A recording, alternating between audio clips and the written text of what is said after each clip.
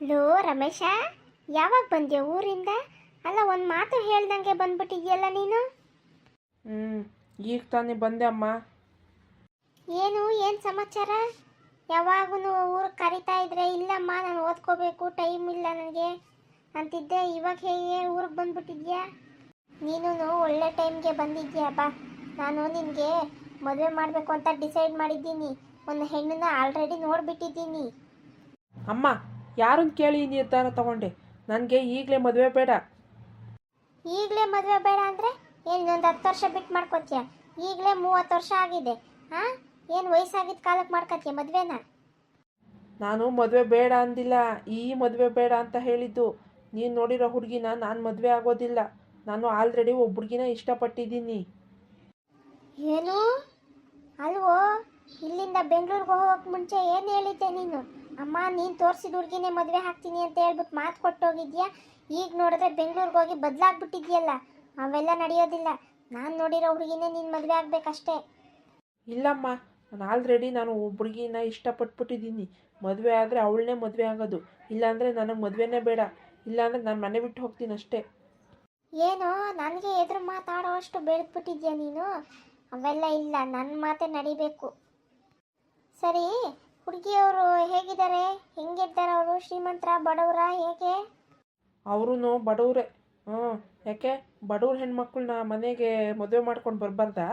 ಹಾಂ, ಏನು ಬಡವರ? ಬೇಕಾಗಿಲ್ಲ ಆ ಸಂಬಂಧ.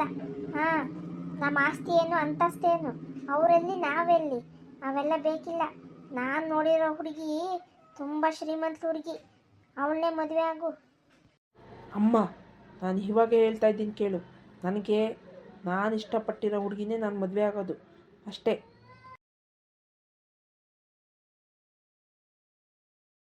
ಊರ್ಮಿಳ, ಇವನು ನನ್ನ ಮಗನೇನೆ. ಮುಂಚೆ ಎಲ್ಲ ಅಮ್ಮ ನೀನು ಹೇಳ್ದಂಗೆ ಕೇಳ್ತೀನಿ ಅಂತಿದ್ದ. ಇವಾಗ ನೋಡು ಎಷ್ಟು ಬೆಳೆದ್ಬಿಟ್ಟಿದ್ದಾನೆ ಇವನು. ಅವಳನ್ನ ಮದುವೆ ಆಗೋದಕ್ಕಿಂತ ಮುಂಚೆ ಫಸ್ಟ್ ನಾನು ನೋಡಿರೋ ಹೆಣ್ಣನ್ನ ಜೊತೆಗೆ ಮದುವೆ ಮಾಡಬೇಕು.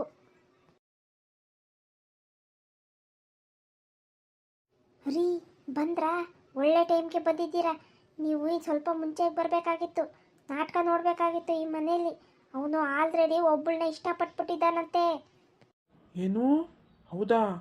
ಅವನು ಆಲ್ರೆಡಿ ಇಷ್ಟಪಟ್ಬಿಟ್ಟಿದ್ದಾನ ಒಬ್ಬ ಹುಡುಗಿನ? ಛೇ, ಹಾಗಾಗಬಾರ್ದು ಊರ್ಮಿಳ. ಅವನು ಅಂದ್ಕೊಂಡಂಗೆ ಆಗ್ಬಿಟ್ರೆ ನಮ್ಮ ಪ್ಲಾನ್ ಎಲ್ಲ ಉಲ್ಟಾ ಆಗ್ಬಿಡುತ್ತೆ. ಈ ಆಸ್ತಿ ಕೈ ಬಿಟ್ಟು ಹೋಗುತ್ತೆ ಊರ್ಮಿಳ. ಹಾಗಾಗಬಾರ್ದು. ಹಾಂ, ನನಗೊಂದು ಐಡಿಯಾ ಒಳಿತು. ಹೆಂಗೂ ಅತ್ತೆ ನನ್ನ ಮಾತು ಮೀರೋದಿಲ್ಲ. ಇಬ್ಬರು ಮಕ್ಕಳು ಮಾತಿಗಿಂತ ಫಸ್ಟ್ ನನ್ನ ಮಾತೇ ಕೇಳೋದು. ಒಳ್ಳೆ ಕೆಲಸ ಆಯಿತು ಬಿಡೇ. ಅಲ್ಲ, ನನಗೆ ಈ ಆಲೋಚನೆ ಬರಲೇ ಇಲ್ಲ ನೋಡು.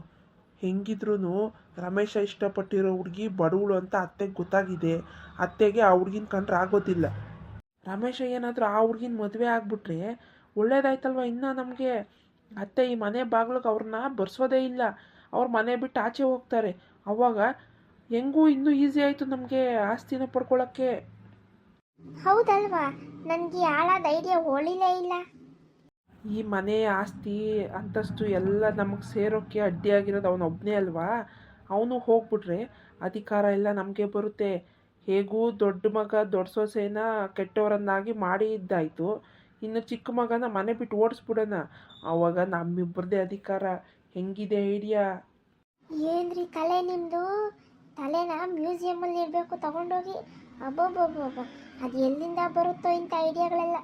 ಹಾಂ, ಅದಿರಲಿ, ನೀನು ಇವಾಗ ನಿಮ್ಮ ಅಮ್ಮನ ಜೊತೆಗೆ ಸೇರಿಕೊಂಡು ಎಲ್ಲನೂ ಪಿತೂರಿ ಮಾಡ್ತಾ ಇರ್ಬೇಕು ನೀನು ಇವಾಗ. ನಾವು ಒಂದು ಕಡೆ ರಮೇಶಂಗೂ ಸಪೋರ್ಟ್ ಮಾಡಬೇಕು, ಈ ಕಡೆ ಅತ್ತೆಗೂ ಸಪೋರ್ಟ್ ಮಾಡಬೇಕು. ಒಟ್ಟಿನಲ್ಲಿ ರಮೇಶನ್ನ ಫಸ್ಟ್ ಈ ಮನೆ ಬಿಟ್ಟು ಓಡಿಸ್ಬೇಕು. ಅದೇ ನಮ್ಮ ಕೆಲಸ, ಸರಿನಾ? ಹ್ಞೂ ರೀ. ಈ ಕಡೆ ಅಮ್ಮಂಗೂ ಸಪೋರ್ಟ್ ಮಾಡ್ತೀನಿ, ಅಮ್ಮ ಹೇಳಿದ್ದೆ ಕರೆಕ್ಟು ಅಂತ. ಆ ಕಡೆ ರಮೇಶಂಗೂ ಸಪೋರ್ಟ್ ಮಾಡ್ತೀನಿ, ರಮೇಶ ನೀನೇ ಸರಿ ಅಂತ. ಆವಾಗ ಇಬ್ರಿಗೂ ಗಲಾಟೆ ಆಗಿ ರಮೇಶ ಪ್ರೀತಿಸಿದ ಹುಡುಗಿನೇ ಮದುವೆ ಹಾಕ್ತೀನಿ ಅಂತ ಹೇಳ್ಬಿಟ್ಟು ಮನೆ ಬಿಟ್ಟು ಹೊರಟೋಗ್ತಾನೆ. ಅಬ್ಬಬ್ಬ, ಆಸ್ತಿ ಎಲ್ಲ ಕೈಗೆ ಸೇರೋ ದಿನ ಬಂತು. ಅಮ್ಮ, ಅಮ್ಮ, ಇಲ್ಲಿ ನೋಡ್ ಬಾ ಅಮ್ಮ. ಇವನು ಆಗ್ಲೇ ಹುಡುಗಿನ ಕರ್ಕೊಂಡೆ ಮದುವೆ ಮಾಡ್ಕೊಂಡೆ ಬಂದ್ಬಿಟ್ಟಿದ್ದಾನಮ್ಮ.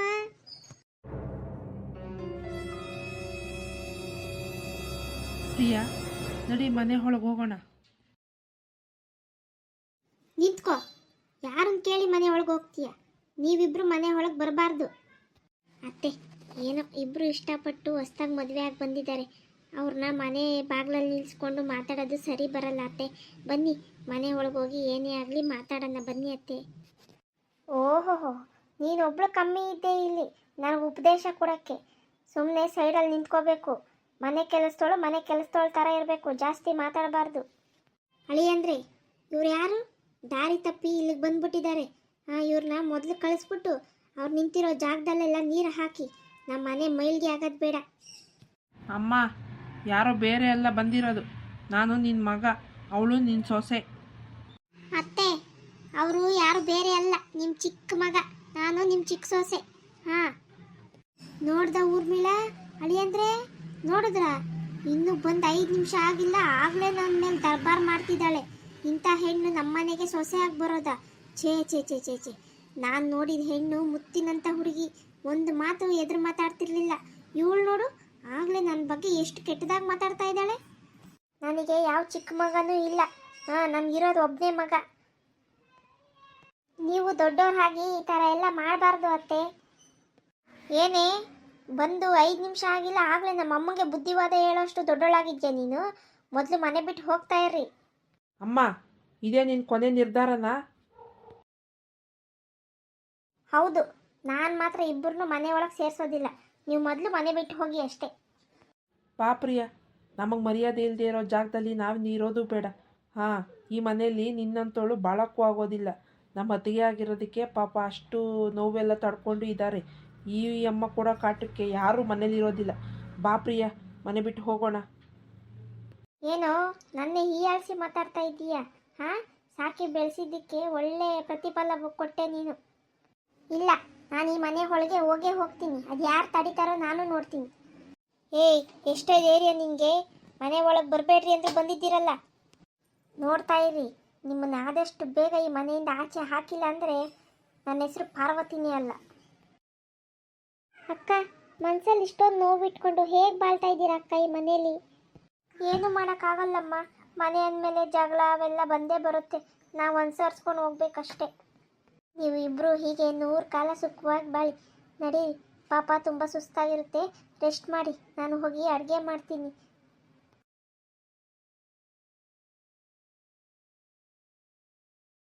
ಅಕ್ಕ, ಅಡುಗೆ ಮಾಡೋದಕ್ಕೆ ನಾನು ಸಹಾಯ ಮಾಡಲಾ? ಬೇಡಮ್ಮ, ನೀನು ಇನ್ನೂ ಈಗ ತಾನೇ ಬಂದಿದ್ಯಾ, ಇಷ್ಟು ಬೇಗ ಕೆಲಸ ಯಾಕೆ ಮಾಡ್ತೀಯ? ಹೋಗಿ ಅಕ್ಕ, ನೀವು ಯಾವ ಕೆಲಸನೂ ಮಾಡೋಕ್ಕೆ ಬಿಡೋದೇ ಇಲ್ಲ ನನಗೆ. ನೀವೇನು ಜಾಸ್ತಿ ದಿನ ಇಲ್ಲಿ ಇರೋದಿಲ್ವಲ್ಲ, ಬೆಂಗಳೂರಿಗೆ ವಾಪಸ್ ಹೋಗ್ತೀರಲ್ವಾ, ಅದಕ್ಕೆ ಸುಮ್ಮನೆ ಯಾಕೆ ಇಲ್ಲೆಲ್ಲ ಕೆಲಸ ಮಾಡ್ತೀಯ? 1-2 ದಿನ ಆರಾಮಾಗಿರು. ಹೋಗಿ ರಮೇಶನ ಜೊತೆ ನಮ್ಮ ತೋಟ ಎಲ್ಲ ನೋಡ್ಕೊಂಡು ಬಾ, ಹೋಗು. ಇಲ್ಲ ಅಕ್ಕ, ನಾನು ಬೆಂಗಳೂರಿಗೆ ಹೋಗೋದಿಲ್ಲ. ಈ ಮನೆಗೆ ಬಂದಿರೋದು ಈ ಅತ್ತೆಗೆ ಒಳ್ಳೆ ಬುದ್ಧಿ ಕಲಿಸೋಕ್ಕೆ. 4 ದಿವಸ ಇದ್ದು ಹೋಗೋಕ್ಕೆ ನಾನು ಬಂದಿಲ್ಲ. ನೋಡ್ತಾ ಇರಿ ಈ ಅತ್ತೆಗೆ ಹೇಗೆ ಬುದ್ಧಿ ಕಲಿಸ್ತೀನಿ ಅಂತ. ಬೇಡಮ್ಮ, ನೀನು ಇಲ್ಲಿದ್ದರೆ ನಿನ್ನ ಮನಸ್ಸಿಗೆ ತುಂಬ ನೋವಾಗುತ್ತೆ. ನೀನು ನಿನ್ನ ಮನೆಯಲ್ಲಿ ಸುಖವಾಗಿ ಬೆಳೆದಿದ್ದೀಯೇನೋ, ಇಲ್ಲಿ ಚುಚ್ಚು ಮಾತುಗಳನ್ನ ಆಡ್ತಾ ಇರ್ತಾರೆ. ಈ ಮಾತುಗಳನ್ನ ಕೇಳಿಸ್ಕೊಂಡು ನೀನು ಇರೋಕ್ಕಾಗಲ್ಲಮ್ಮ.